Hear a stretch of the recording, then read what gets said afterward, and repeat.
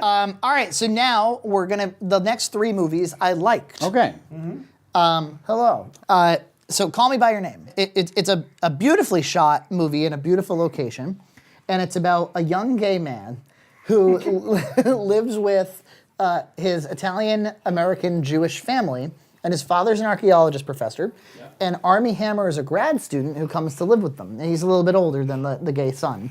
The son who's not out, by the way. Over the summer, the two of them find themselves falling in love and having a lot of sex. And Armie Hammer, the older one, doesn't really want to come out. And the younger one, he's got hippie parents, so he doesn't really care. And that's kind of it. They eventually become estranged after the end of the summer. And it's kind of about loss. It's about being young and in love and losing something you had. No,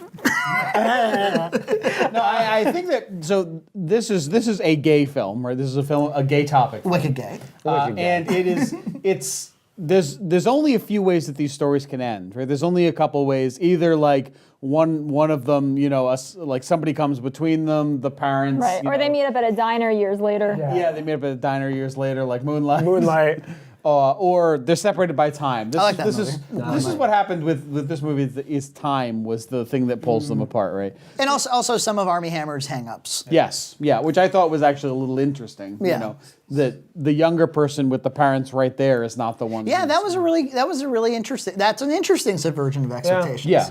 Where somebody a little bit older and more mature actually hasn't come to terms with himself quite yet. Yeah. When I heard this premise, I immediately grew. Just like Lady Bird, I'm so sick of the coming of age story. Yeah, and this had a premise. The premise, like the boy wants to figure out which hole he needs to fuck. Literally. Literally. There's some gratuitous stuff in this, but also John thought they chickened out on the sex a little bit. I did. I thought they did. But they went pretty much full ham with the straight sex, and the gay sex they panned tastefully to a tray. Yeah. Was it done better at the end of Dawson's Creek with Jack and Pacey's brother?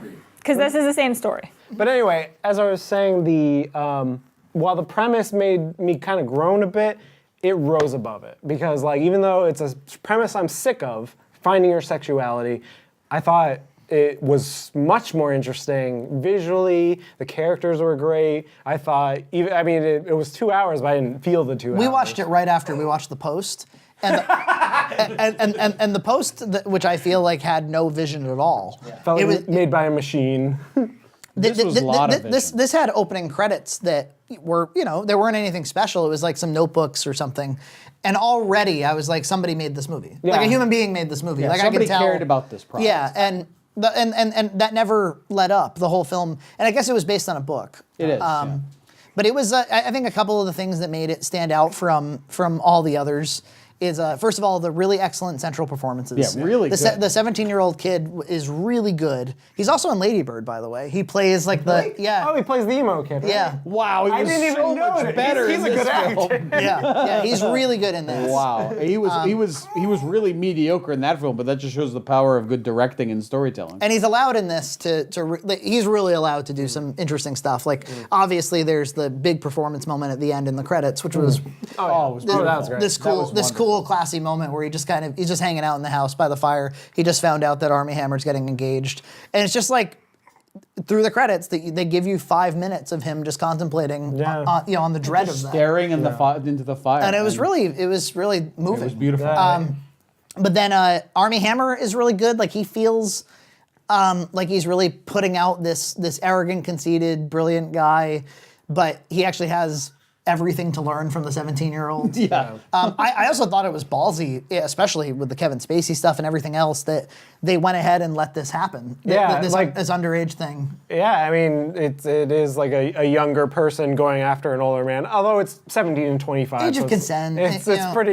It's pretty tame by that standard. One of the things that I both liked about it, but I also was like scratching my head a little bit, because John and I watched this together and I kept talking about it during the movie. I was like, what are the stakes again? And eventually they got around to telling you. Yeah. But I was like, is it that is his family homophobic? Because I really doubt it. They seem really hippie-ish.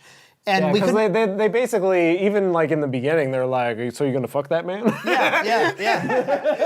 I brought you a nice hot man. I brought you a nice hot man for you to fuck. Are you fucking him? Are you fucking the lady? I don't care if you fuck either. You should really fuck someone. You should fuck somebody. Have some fun, you.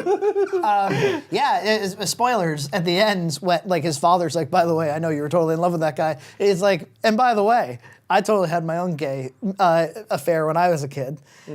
So like, I guess like, in a way, it demeans the story to have no conflict really, other than Armie Hammer doesn't want to go through with it. And it's kind of implied that, not implied. He tells him that his parents were very anti-gay and very much so. And that helps. And so that kind of like retroactively adds the stakes. That's right.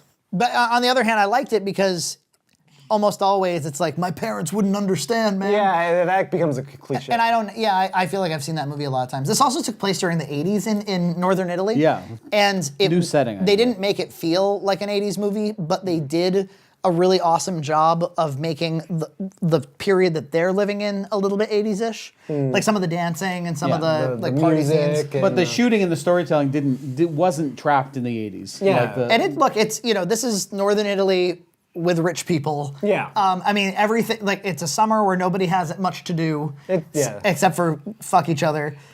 So it's a very privileged movie. it's a very privileged movie. So it's not exactly like there's a lot of stakes here otherwise. Hi.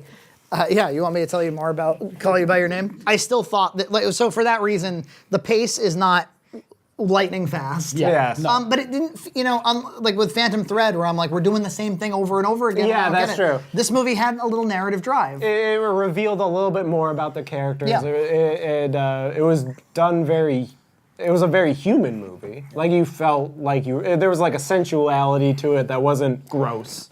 Too gross. There was something totally relatable about it too. Like I think everybody can relate to that thing of like, I had either this friend or this relationship or this opportunity or this period of time in my life where I was here and now I have to leave it forever. And there's something really, especially if relationships are important to you, there's something really painful about just moving on from people. Never being able to get back to that moment. Yeah.